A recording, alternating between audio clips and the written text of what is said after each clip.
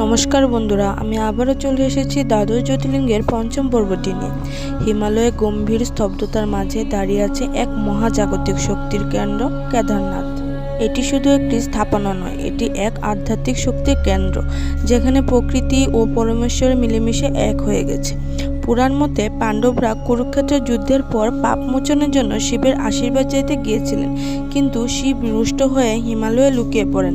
পাণ্ডবরা তাকে খুঁজে পেয়ে কেদারনাথে পূজা করেন। শিব তখন ষাঁড় রূপ ধারণ করেছিলেন এবং তার পিঠের অংশ এখানে প্রতিষ্ঠিত হয় এবং জন্ম নেয় কেদারনাথ জ্যোতির্লিঙ্গ। কেদারনাথ যেন শিব ভক্তির এক কঠিন পরীক্ষা, আর তারই পুরস্কার এক গভীর শান্তি আর আত্মিক মুক্তি। এই মন্দিরের আশেপাশে পাহাড়, বরফ ঢাকা শৃঙ্গ আর অলকানন্দা নদীর ধারা গড়ে ওঠা সৌন্দর্য এক অপার্থিব অনুভব এনে দেয়। হাজার বছর ধরে এখানে দ্বীপ জ্বলে আসছে শিবের নামে। পাণ্ডব হাতে তৈরি এই মন্দির আজও দাঁড়িয়ে আছে প্রাকৃতিক বিপর্যয়ের মধ্যেও। 2013 সালে ভয়াবহ বন্যায় সবকিছু ধ্বংস হয়ে গেলেও কেদারনাথ মন্দির অটুট থেকে প্রমাণ করেছে শিব সত্য, শিবেই শক্তি।